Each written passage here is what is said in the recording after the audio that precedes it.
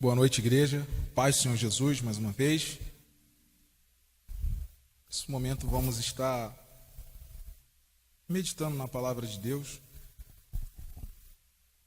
Confesso para os irmãos que esses louvores, eles são tão bíblicos, né? Tão cristocêntricos. Você que pegou a letra, você que parou para anotar e entendeu que está sendo louvado e cantado. Que chega numa hora como essa, eu entendo que a mensagem já foi, né? Que Deus já entregou algo em nossos corações, né? E agora vamos falar um pouquinho mais a respeito da palavra de Deus. Tem muito visitante aqui nessa noite, então, para quem não me conhece, eu sou o Wallace, tá? Faço parte dessa igreja, Wallace Pimentel. E você que nos visita, fique super bem à vontade em nosso meio, tá? Que é a casa do Senhor Jesus, é a casa de todos os filhos de Deus. Então, se você é um filho de Deus, você é bem-vindo aqui. Se você ainda não é um filho de Deus, mas quer se tornar um filho de Deus, esse lugar também é para você. Amém? Então, vamos meditar na palavra de Deus, lá no livro de Salmo, mais uma vez.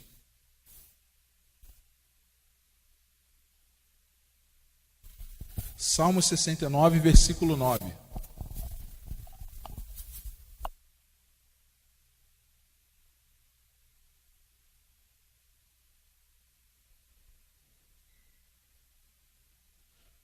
A gente leu esse texto logo no início da palavra. E nessa noite nós vamos ter uma pequena reflexão, uma meditação a respeito do zelo de servir a Deus. Esse ano aqui na igreja nós estamos vivendo, né? Por que eu falo que nós estamos vivendo? Porque Deus já tem trabalhado muito em nossos corações dentro dessa temática.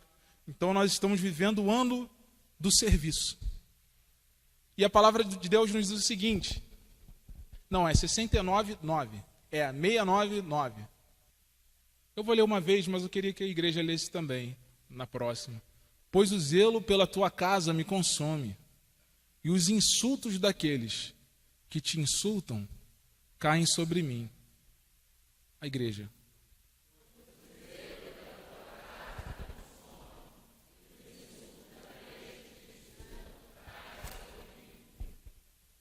Papai do céu, estamos diante da tua palavra aqui, exposta, aberta.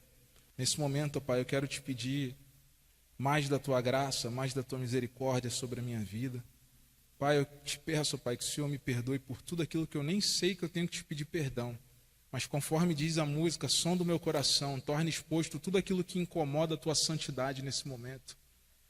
Pai, em nome de Jesus, eu peço que essas palavras aqui sejam palavras de vida, palavras proféticas, palavras vivas nos nossos corações, palavras vindas do teu Espírito Santo e não de mim. Então eu peço, Deus, que o Senhor tome a direção e tome a frente dessa mensagem, em nome de Jesus. Amém. Amém, meus irmãos. Pode se sentar. Hoje nós vamos falar um pouquinho a respeito de zelo.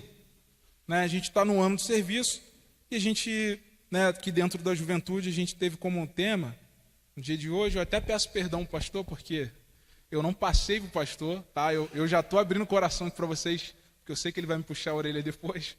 Eu não passei para ele o tema que seria na parte da manhã. E aí você pode estar pensando, poxa, o tema é o zelo em servir a Deus, mas o pastor trouxe uma mensagem que não tinha esse tema, porém apontava para o zelo. Porque embora eu me esqueça, o Espírito é o mesmo. Então ele trouxe uma palavra que vem de encontro a isso. Quem estava aqui de manhã lembra? Amém?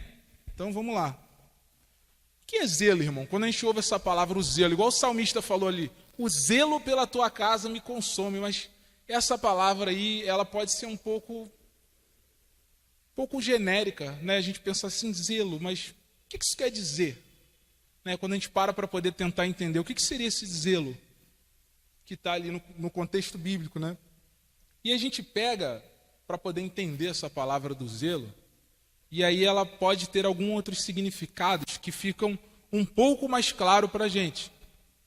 Então a gente também pode definir o zelo como empenho em algo ou alguém. A gente pode definir o zelo como dedicação. Para os mais jovens que escutam essa palavra, como garra, disposição para algo, né? A gente pode entender o zelo aqui também como um grande cuidado com alguma coisa, uma preocupação. A gente também entende o zelo como diligência. Então, quando a gente começa a entender essa palavra zelo, e a gente começa a substituir e ler esse texto, a gente pode já ler diferente. Pois a garra pela tua casa me consome. Pela disposição pela tua casa, né, isso me consome. A disposição pela tua casa, a disposição em te servir, a garra, né, a paixão que eu tenho pela casa de Deus e pela lei de Deus, isso me consome. É bom, é como se o salmista falasse assim, o zelo, sabe? Essa coisa de, eu amo ser cristão, eu amo servir Jesus. Vocês já viram pessoas assim? É uma pessoa que tem garra, um zelo.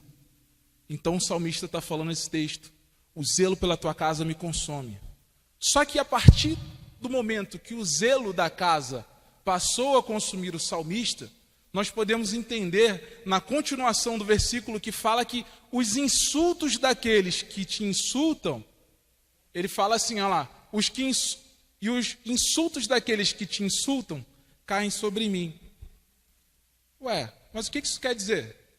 Isso quer dizer o seguinte, irmãos, que a partir do momento que eu coloco a minha disposição, a minha garra e o meu vigor para trabalhar para o reino de Deus, para ser uma pessoa onde dispõe do tempo para zelar, né, para ter uma paixão forte pelo reino de Deus, acontece que os inimigos de Deus também se tornam meus inimigos. Aqueles que blasfemam contra Deus, aqueles que não vão com a cara de Deus, também já não vão com a sua cara. E também já não vão com a minha cara. Porque o nosso zelo, o nosso carinho e nosso cuidado pelas coisas de Deus incomodam as trevas. E isso a gente pode ver o que tem acontecido no nosso cenário político, né? no que estamos vivendo no nosso país. Muitos cristãos estão com medo de se posicionar a respeito de algumas questões básicas, bíblicas. Sabe? Questões básicas da Bíblia. Às vezes a gente fica naquele, eu falo, aquela coisa assim, porque se eu falar, mas aí é garra, irmão, vigor. O que é o certo para mim e para você? Palavra. Eu creio e eu tenho zelo por essa palavra. Essa palavra vai me falar, né, os melhores caminhos para eu andar. Salmo 119, lâmpada para os meus pés é a tua palavra.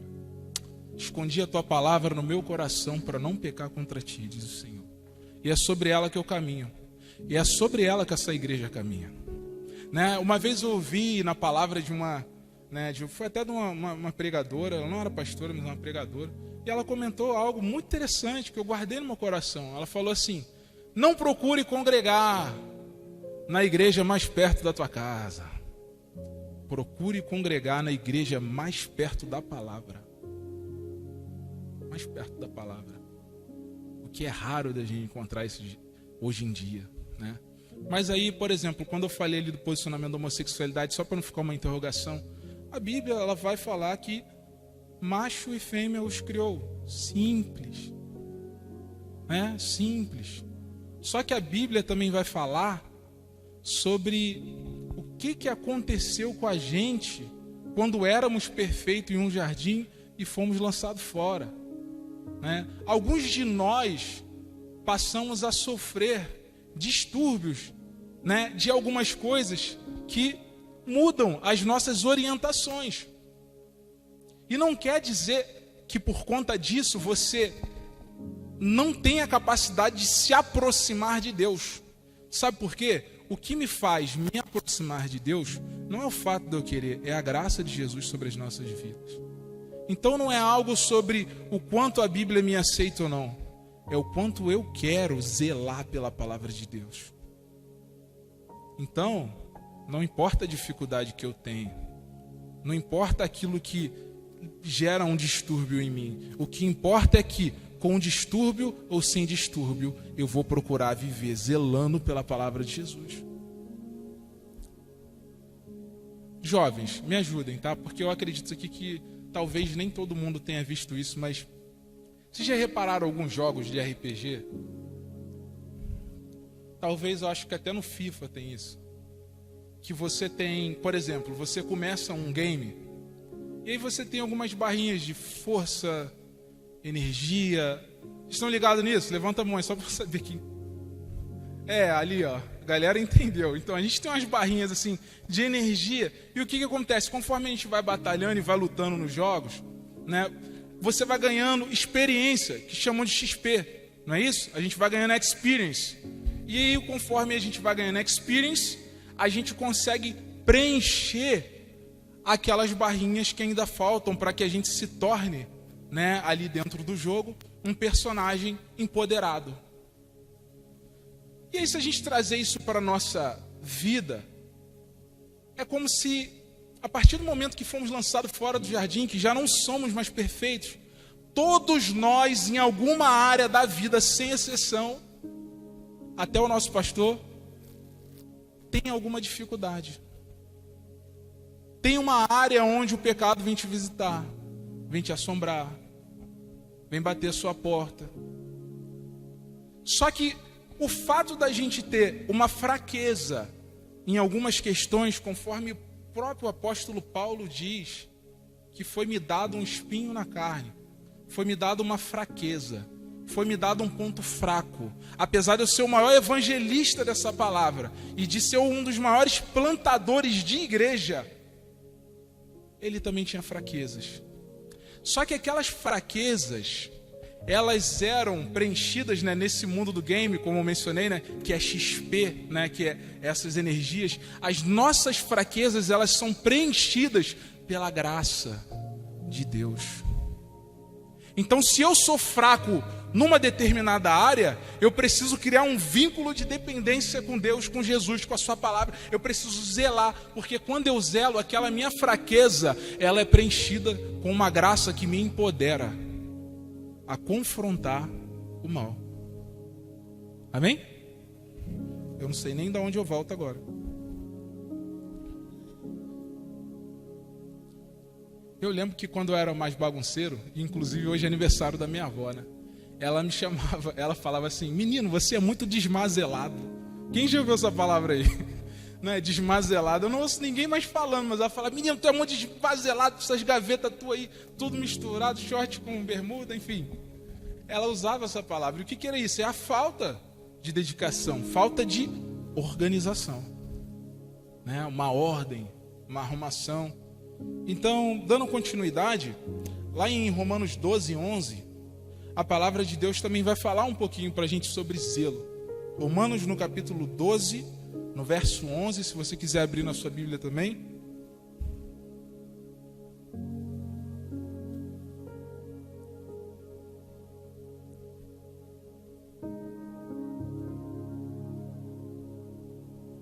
A palavra de Deus vai falar assim: nunca falte a vocês o zelo, sejam fervorosos no Espírito e sirvam ao Senhor. Esse texto, ele é muito lindo, porque ele fala assim: nunca falte a vocês o zelo, sejam fervorosos no Espírito. Numa outra versão, ele fala assim: quanto ao zelo, não seja preguiçoso. Está assim na versão de alguém? Ou é só na minha, meu Deus? Romanos 12, 11.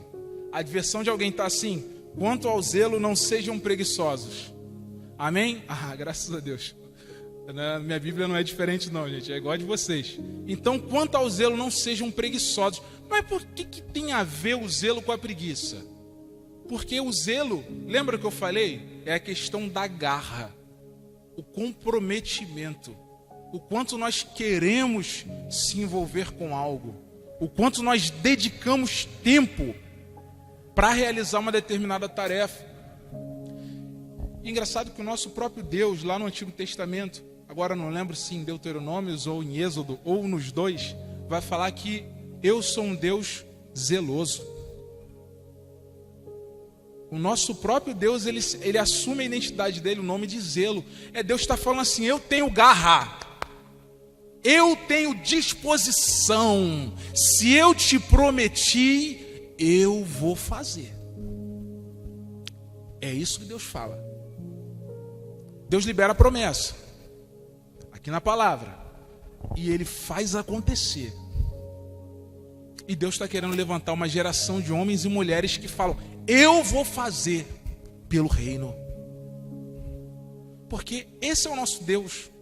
Não consegue, assim, tudo bem, os nossos irmãos católicos em algum momento, né, por bem, eu já até alguns amigos padres também já comentaram comigo a respeito disso, de que eles colocam aquela imagem de Jesus pendurado no madeiro, mas para as pessoas entrarem, né, no santuário e se lembrar o que Jesus passou, o que aconteceu. Mas aquela não é a imagem presente de Cristo. Aquilo foi um processo de expiação. Nosso Deus é vitorioso. Nosso Deus é poderoso para resolver qualquer questão. E às vezes você está com uma conta atrasada e isso está te consumindo a tua mente. Às vezes é um processo tão minúsculo, sabe, que o inimigo coloca que consegue parar você. Às vezes é uma mudança, às vezes é uma circunstância que ficou diferente, às vezes um cenário que mudou, às vezes você acordou e está chovendo. E aí paramos. E aí o nosso Deus nos ensina o quê? Quanto ao zelo, irmãos, não seja preguiçoso. Larga a preguiça e busca ter zelo. Fala não para si mesmo. Fala, não, eu quero ter garra, eu quero ter vigor. Sabe, tipo nível Jó. Nível Jó. Eu falo isso com vocês, não é que eu já tenho esse zelo não, mas eu falo já profetizando sobre a minha vida. Eu quero ser que nem Jó, irmão. Eu quero ter aquele zelo, aquela disposição. Se eu vou chorar mais do que ele, aí é outros 500. Mas eu quero ter esse zelo. Sabe, aquela coisa de tá tudo ruindo, mas glória a Deus. Perseguição no Brasil, prendendo crente, isso e aquilo, e eu vou continuar pregando a palavra. Ah, vocês vão me prender? Tudo bem, eu posso pregar lá pro carcereiro e para quem estiver na cela comigo. É uma questão da gente entender as prioridades na nossa vida, né? Mas eu também vou falar um pouquinho sobre prioridade logo mais à frente. Mais um texto interessante também para complementar. Está lá em João 2, no versículo 15. Livro de João, capítulo 2, verso 15.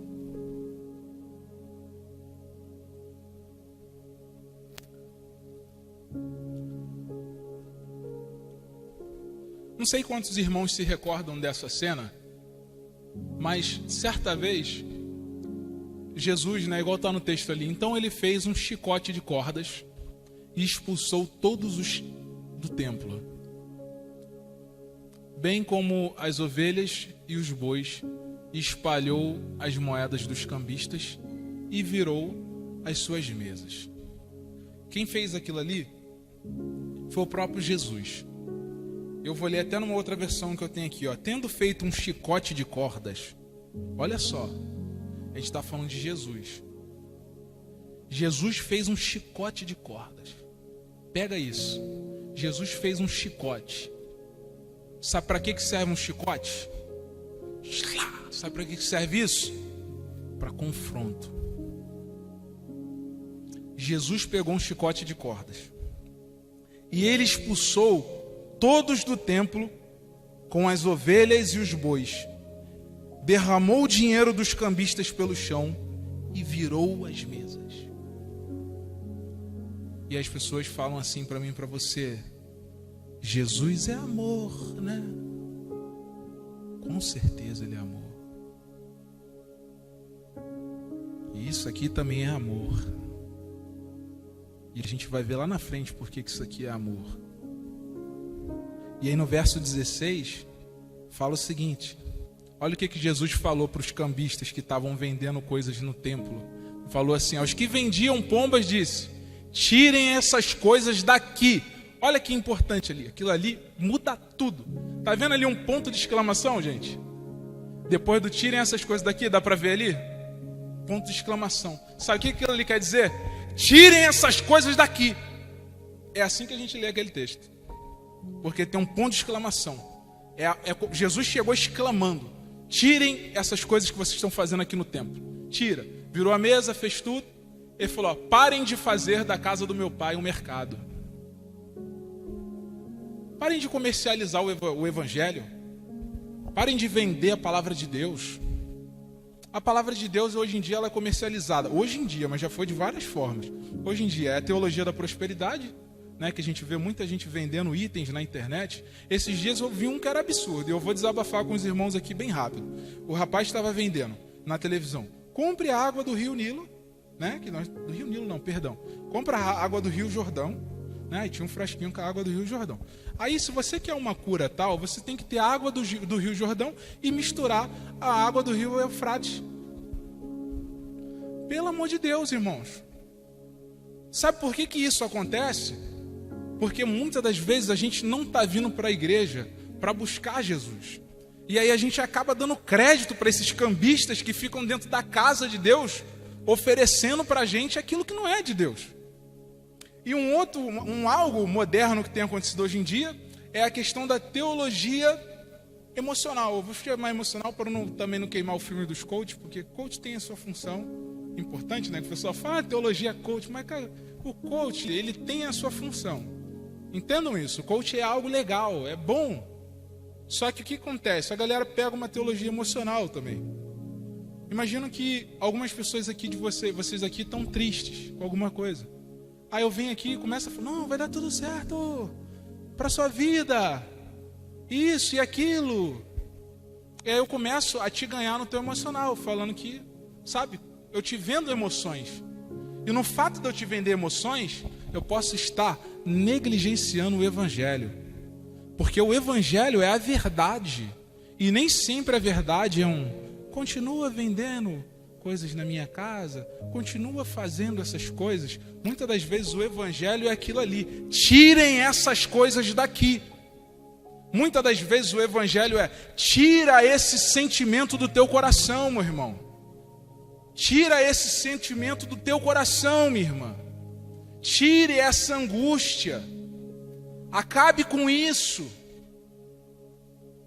Mas não, às vezes a gente está querendo fomentar. Não, eu acho que eu estou certo, eu vou conversar com tal e tal pessoa que aí eles vão me fomentar e vão... Não! Muitas das vezes a palavra do Senhor, ela é, na linguagem dos jovens, é um papo reto. Papum. Falou, está aqui. Conhecereis a verdade te liberta. Quer ser salvo? Siga Jesus. Reconheça Ele como seu Salvador. Ponto. Você não tem que dar dinheiro para ninguém.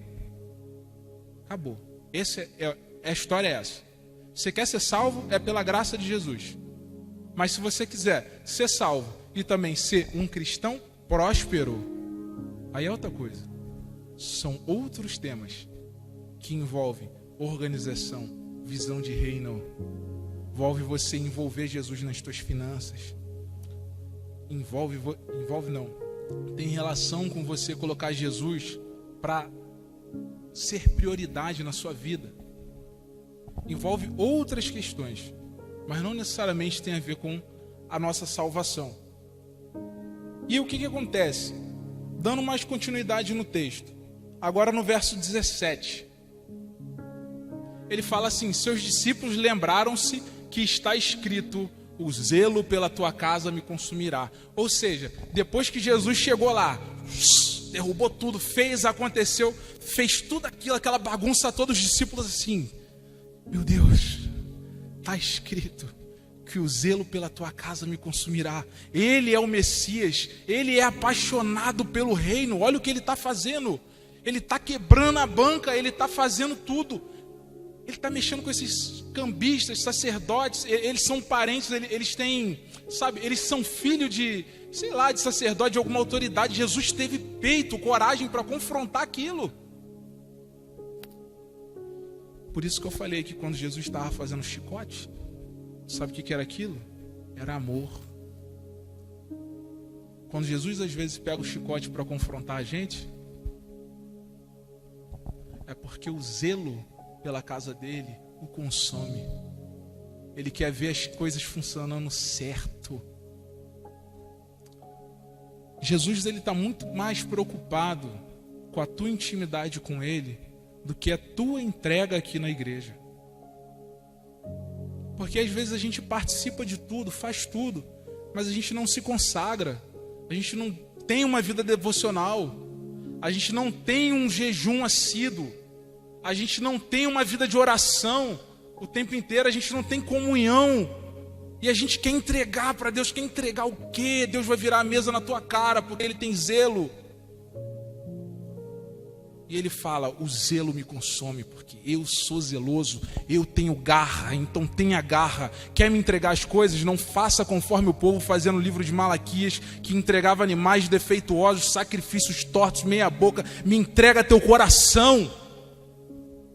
Eu quero teu coração. Porque eu sei que você é um cara que tem garra, mas o diabo está te cegando de alguma forma. O inimigo está te cegando.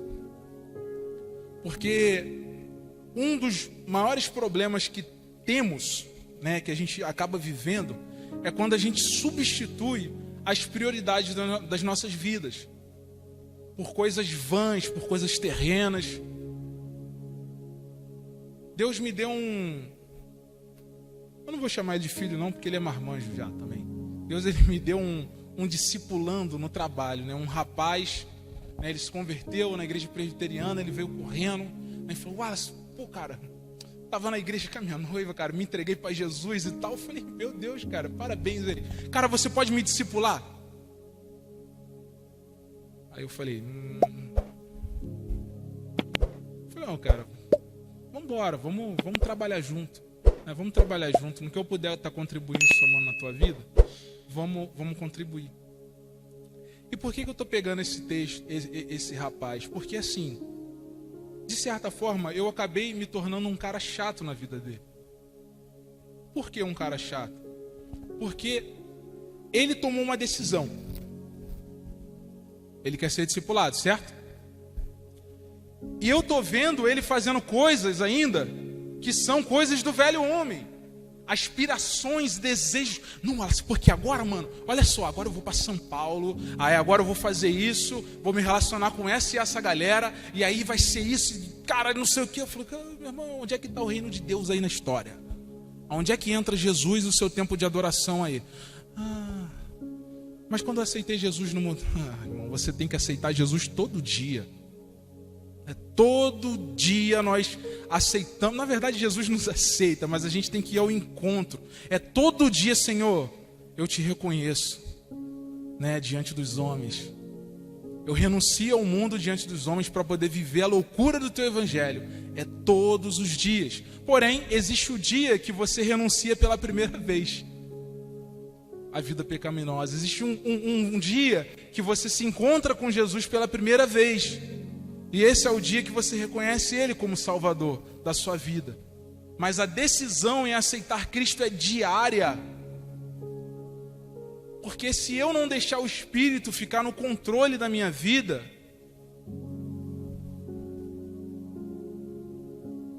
é só morte. Em um dos diálogos, eu estava conversando com ele a respeito, né, ele estava bem fissurado em um dos problemas. Não, porque aí eu estou montando um plano de carreira, isso. Falei, cara, seu plano de carreira é mais do que abençoado. Tudo isso vai acontecer, mas cadê Jesus no meio disso? Se você me mostrar isso, ok. Não, mas é porque eu preciso. Eu falei, ok, vamos lá. Imagina que você já tem tudo que você precisa agora. Tá bom. Eu tenho uma casa em tal lugar, tenho isso. Você tem tudo que você precisa. O quê? Materialmente? Vamos lá. Não sou um gênio da lâmpada, mas não nesse sentido. Mas vamos lá. É o que você quer? Não, porque eu queria o carro tal, isso. Queria ter uma casa e tal. Eu falei, ok, você tem. Aí ele, caraca, eu tenho? Show. Não, agora você vai imaginar que você conseguiu suas realizações, é o que você quer? Não, porque eu queria ser... Não, cara, imagina que você não é o gerente, você se tornou o dono da empresa, o mais bem sucedido. Uau, fenomenal. Ah, não, mas aí agora eu queria brigar no... Ele é teimoso. Queria brigar no cenário internacional, que a minha empresa falou, ok, agora a sua empresa entrou no mercado de ações lá dos Estados Unidos, você está na Nasdaq, você está em tudo quanto é bolsa de valores do mundo, a tua empresa é de ponta. Passou o Google. Aí ele, caraca, passou o Google. Que isso? Aí eu falei assim, você tem bastante dinheiro, cara. Você tem tudo nesse mundo. Aí ele, cara, eu tenho tudo, mano. E o olho dele brilhando, tadinho. Aí eu falei assim, sabe o que a palavra fala para mim e para você, meu irmão? O que adianta o homem ganhar o mundo e perder a sua alma? Aí eu comecei a perguntar, e agora? O que você vai fazer agora? Você já tem tudo. O que você vai fazer agora? Quem é você agora que você tem tudo materialmente falando? Quem é você? Agora eu tenho tudo. Eu vou comprar um carro. Não, você já tem um carro, esquece de comprar. Você já tem tudo. Todas as riquezas. Ele ficou assim, eu falei, você não é ninguém sem Jesus. Ninguém. Nós não somos nada sem Jesus. A gente se ilude achando que quando eu conseguir alguma coisa, aí eu começo. Quando eu conseguir aquele emprego, aí eu me dedico. Quando eu terminar a minha faculdade, aí eu me dedico. Quando eu alcançar, quando o evangelho, a prioridade vai ficando longe da tua vida e você nunca vive aquilo que Deus tem para você. Sabe o que Deus tem para você, meu irmão, e para mim? Ele fala assim, eu deixo para você a minha paz. A minha paz eu te dou. Eu não te dou como o mundo te dá. É isso que a gente encontra em Jesus. O que adianta você ter tudo, mas você não ter a paz de saber quem você é? Imagina você ter tudo materialmente, mas você não tem missão. Você já... O que eu vou fazer agora que eu tenho tudo? Nada. Mas agora eu vivo por um reino. E eu e você vivemos por um reino. E quando a gente vive por um reino, irmão, a gente vive por algo que é maior do que a gente. E esse texto fala sobre confronto. Mas só que o confronto não é com os meus irmãos, não é com vocês. Como a gente já falou algumas vezes, esse chicote, esse zelo é para confrontar no mundo espiritual tudo aquilo que vem nos cegar e nos tornar alienados. Porque se em algum momento eu tenho um desentendimento com o meu irmão, pode ter certeza, não é só por conta de mim e nem por conta do meu irmão. Teve alguém que semeou discórdia. Sabe quem semeou discórdia? O inimigo. Sempre tem um personagem invisível no meio daquilo que está visível. Conforme eu mencionei uma vez num acampamento de adolescente, os jovens, vão me ajudar aqui. Quando a gente joga aqueles jogos de tiro, fica tranquilo, a mãe de vocês já não vão brigar com vocês não. Aqueles jogos de tiro que Free Fire, nesses negócios assim, não tem? Isso daí eu já estou um pouco mais atualizado. Já não é mais assim da minha geração. Você tem aquele cara que fica de longe. Tem um nome para isso? Oi? Isso, sniper. A função do sniper é não ser visto. Né? Porque ele está numa guerra, numa situação. A missão do sniper é ficar... isso aqui não vai me esconder. Mas a missão do sniper é ficar assim, ó. Pastor Robson está me vendo? Aqui, agora me escondi. A missão do sniper é ficar escondido e atirar. Para acertar. E é assim que o inimigo trabalha na nossa vida. E é assim que o inimigo age na igreja. Ele fica escondidinho, aí joga, aí acertou um irmão a flecha. O irmão acordou sem orar, não está com jejum em dia, aí ele, fulano e tal, aí começa. Mas só que quem atirou foi o que estava lá atrás. Porque ele fica só procurando uma brechinha. Quem está desarmado hoje? Quem está desarmado? Aquele lá, é aquele ali que eu vou usar hoje. E é assim que é a dinâmica no mundo espiritual. Trazendo assim para uma forma bem resumida, bem desenhada para a gente entender, mas é muito mais complexo do que isso. E a gente precisa decidir ter zelo, irmãos. A palavra de Deus lá em Mateus 6,24 vai falar assim: ninguém pode servir dois senhores, pois você vai odiar um e você vai amar o outro. Você vai se dedicar a um, e dedicação é o que? Garra é o que? Zelo. Você vai ter zelo com um e você vai ser desmazelado com o outro. A própria palavra fala isso. E aí ela começa a falar assim: poxa, você vai ser desmazelado, né? Você não vai ter zelo. É a pergunta que eu faço para você. Talvez num primeiro momento pode parecer que não tem nada a ver, mas eu pergunto: você é uma pessoa organizada? Você sente que você é uma pessoa organizada? As coisas estão no lugar, seus pensamentos estão em ordem, suas gavetas estão arrumadas, sua casa está limpa, suas finanças estão arrumadinhas, contas a pagar, contas a receber. Seu relacionamento conjugal está ajustado? O que a minha esposa pensa de mim? Como que eu tenho sido para ela? O que ele tem sido para mim? Vida espiritual. Tenho orado quando eu acordo, agradecendo a Deus por mais um dia, porque eu mereci o inferno, mas eu estou acordado mais uma vez. Leitura da palavra de Deus. Sabe? Básico. Essas entregas diárias. Será que a gente tem se organizado? Marcado o compromisso certinho nos horários? Porque às vezes está tudo pegando fogo ao nosso redor, mas às vezes coisas pequenas, como um zelo, uma dedicação, a gente viver no tempo certo, na estação certa, é a chave que vai mudar a nossa realidade, mudar a gente para um novo nível de intimidade com Deus, um novo nível de responsabilidade. Eu fui aprendendo com a palavra de Deus que algumas bênçãos ficavam retidas sobre a minha vida porque eu ainda não tinha uma organização suficiente para estar recebendo aquela bênção naquela estação. Porque se Deus me abençoasse naquele momento, enquanto eu ainda estava desorganizado, aquela bênção teria virado uma maldição. E Deus, por amor e por zelo, me poupou de não receber. De eu não receber aquilo naquele tempo. Então, existem coisas nas nossas vidas que talvez elas não estão tão óbvias, mas elas precisam ser organizadas. Às vezes você está achando que o problema está num monte de lugar, só que a tua gaveta está bagunçada em casa. Olha, se você for uma bobeira que tem a gaveta, começa a arrumar a tua gaveta, começa a arrumar teu guarda-roupa, a tua despensa. Como é que está a tua despensa? Você arruma as coisas lá, sabe, bonitinho.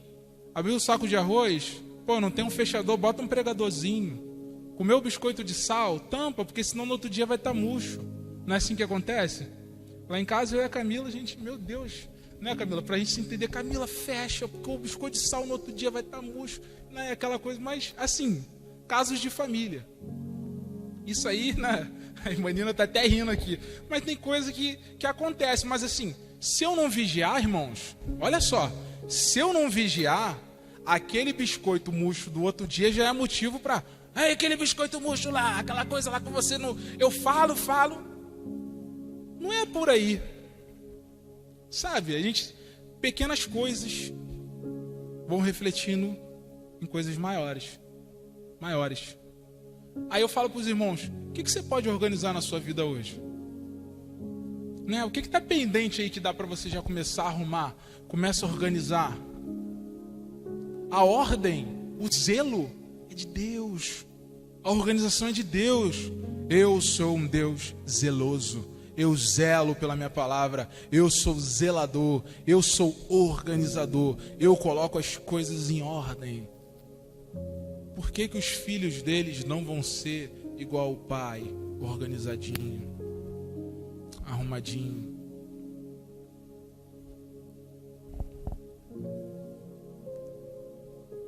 Isso vai muito em conta uma palavra que eu anotei de hoje de manhã, que foi dita é o seguinte: a bênção não está no lugar, na geografia, não era isso? A bênção não está no lugar, a bênção está em você.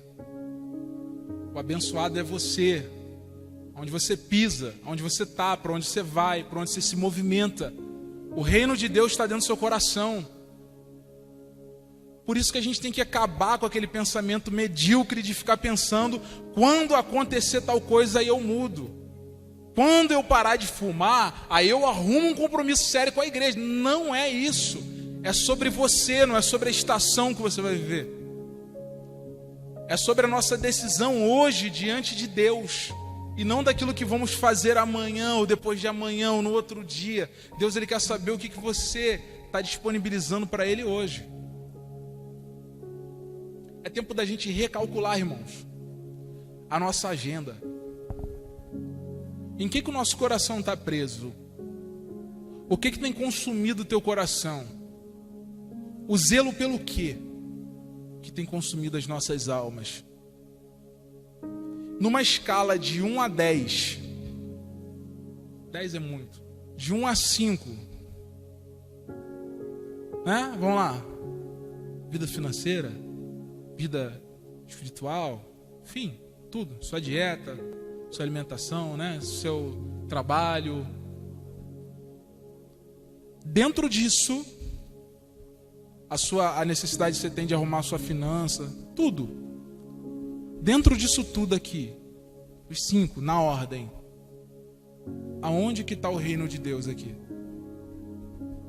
Sabe por quê? Sabe qual é o nosso problema? Que às vezes a gente fica correndo atrás do rabo igual cachorro e Deus está querendo sinalizar as coisas para a gente, porque a gente já é cascudo de igreja às vezes e a gente não quer colocar o reino de Deus aonde o reino de Deus tem que estar. Porque a palavra de Deus vai falar que o reino de Deus é em primeiro lugar. E as demais coisas ficam aonde?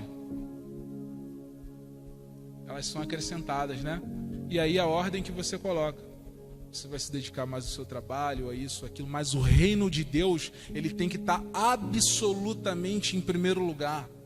Para quem ama Jesus. Para quem quer viver uma vida pelo reino. Então, se um reino de Deus está em primeiro lugar na tua vida, você não pode querer barganhar com tudo aquilo que aparece. Posso estar parecendo radical, mas em alguma situação, vamos pensar aqui, vou usar o meu exemplo no caso, então, eu vou falar de mim aqui, para poder talvez não falar de ninguém. Enfim, você imagina que comigo aqui aconteça uma situação onde a minha empresa fale assim: Wallace, a partir de agora, você vai trabalhar nos domingos também. O nosso Shabat, né, o dia que a gente se separa para estar na casa de Deus. Você também vai trabalhar, vai mudar seu horário. Você vai ter que entregar mais do teu sangue. Mais do que você já está lá, você vai ter que entregar mais ainda. Alguns irmãos podem pensar assim: poxa, é o meu sustento.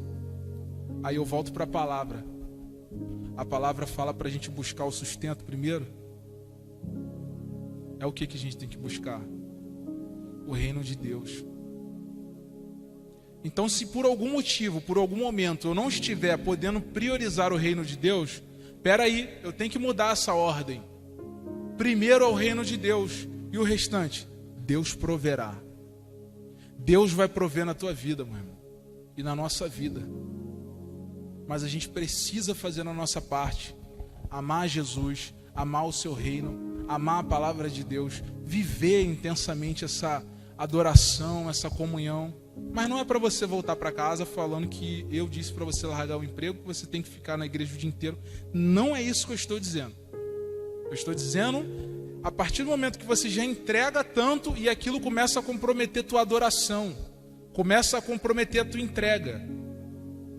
Antes da gente chegar num nível desse, de ter que abdicar, a gente tem que estar entregando muito para começar a pensar nisso.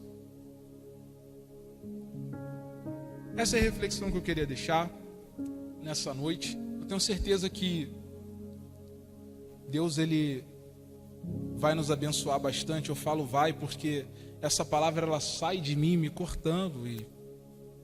ela sai me reconstruindo, me falando o que eu tenho que mudar.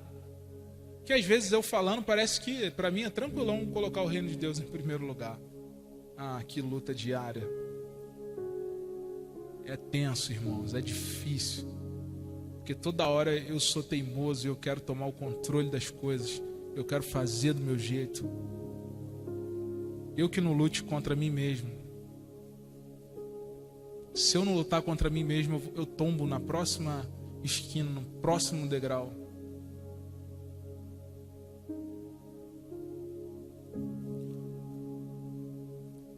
Queria fazer uma oração nesse momento. Te convidar a curvar sua cabeça. E eu só queria que você refletisse em algumas coisas que eu vou perguntar nessa oração. Meu irmão, talvez você já teve um zelo maior pela casa de Deus. Já teve. Já teve período que o teu coração pegava fogo para tu estar aqui nesse lugar. Sabe aquela, eu tenho que estar na casa de Deus, irmão. Eu tenho que falar de Jesus para alguém. Eu tenho que falar do amor de Deus para alguém. Isso queimava no teu coração. E hoje já não está aquela coisa, já não queima tanto. Você já não tem expectativa na volta de Jesus. Às vezes na sua cabeça está só uma frieza, uma empatia, mas você quer quebrar essa frieza. Mas você não vai quebrar isso sozinho. Você já leu a Bíblia com mais intensidade, com mais compromisso, com mais comprometimento. Talvez você era um homem até que falava palavras de Deus e levava, sabe? E vidas se voltavam diante do altar do Senhor. Mas hoje esse zelo não está em dia. Sabe, hoje está faltando acertar esse detalhe na tua vida. Hoje essa gavetinha está desorganizada. Sabe, a parte da adoração, teu altar está quebrado, teu coração não consegue queimar por Jesus, você não consegue nem mais orar.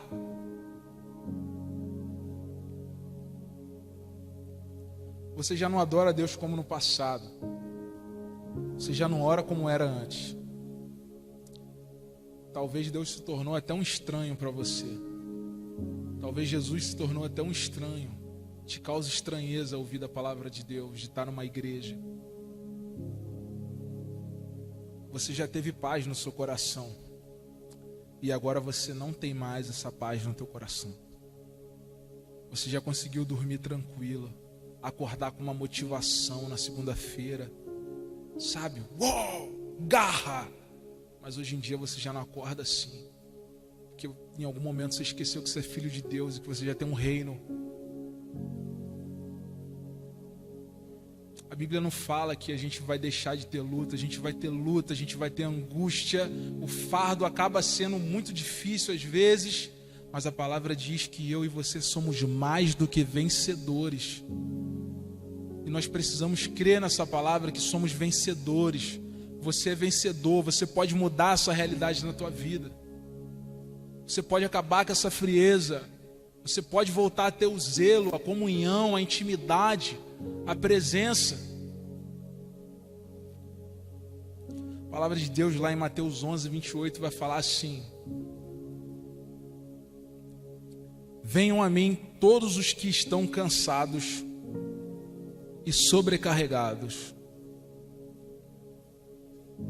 e eu darei descanso para vocês. Essa é a palavra de Jesus para você nessa noite, meu irmão. Você que está cansado, sobrecarregado,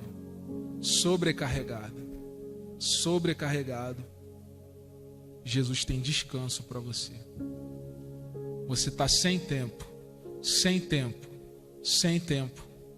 Jesus tem descanso para você. Você está desorientado, perdido, não sabe nem quem você é, teu propósito de vida. Para que você nasceu? Deus tem descanso para você. Senhor Jesus, muito obrigado, Pai, por esse momento da Tua palavra sendo ministrada aqui na Tua casa.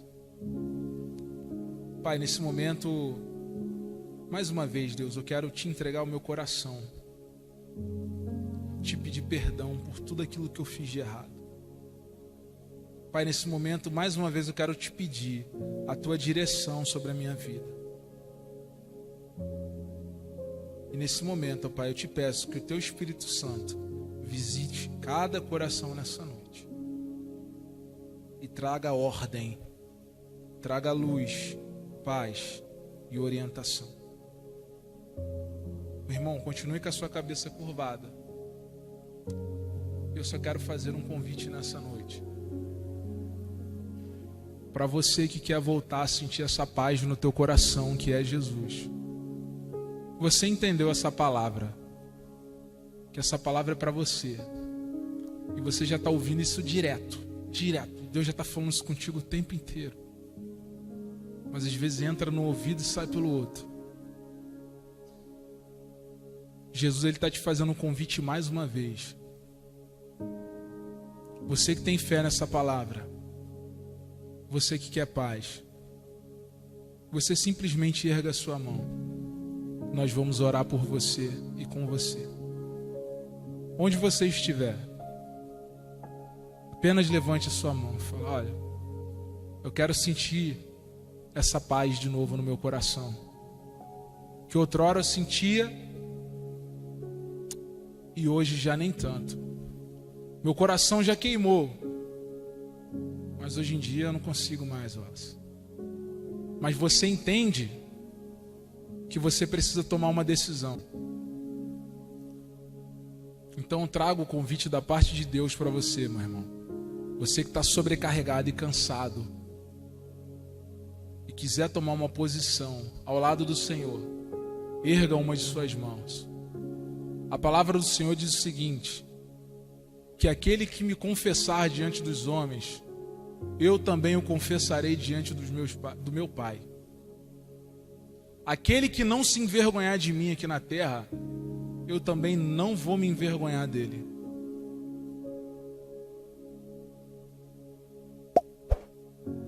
Aleluia, Jesus. Aleluia. Louvado seja o teu nome. Aleluia, Pai. Receba esse coração, dê descanso, dê paz, dê direção. Louvado seja o teu nome. Mais alguém, irmãos?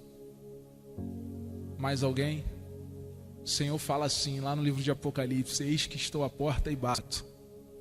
Se você abrir a porta do teu coração, eu vou entrar e vai ter festa, e vai ter descanso, e vai ter provisão, vai ter mudança. Você, irmão, que entendeu essa palavra, erga as suas mãos e fala: eu quero viver uma nova vida ao lado de Jesus. Quero mudar tudo, Wallace. Quero que Jesus entre e derrube todos esses altares que eu dedico amor a outros deuses. Wallace, eu quero que Jesus entre no meu coração e acabe com tudo que está errado e coloque tudo em ordem. Alguém? Vamos orar ao Senhor. Deus é bom. Queridos, coloque de pé nesse momento. Também gostaria de estar convidando o pastor aqui à frente. O pastor vai dar prosseguimento com o encerramento. Querido, eu queria que você aplaudisse Jesus pelo que ele fez nessa noite. Aplaudisse. Certa vez, um pastor evangelista chamado Billy Graham, ele foi numa conferência. Não sei quantos já ouviram essa história dele. Ele foi numa conferência e essa conferência estava lotada. E quando um pastor fez um convite, daquela multidão inteira, só uma pessoa levantou a mão. E quando eu ouvi isso aqueceu muito meu coração. Sabe por quê? Daquela multidão inteira, só quem levantou a mão foi o pastor Billy Graham. Foi um para milhões. Porque é assim que Deus faz, irmãos. Deus pega um e levanta para milhões. Amém? Deus é bom.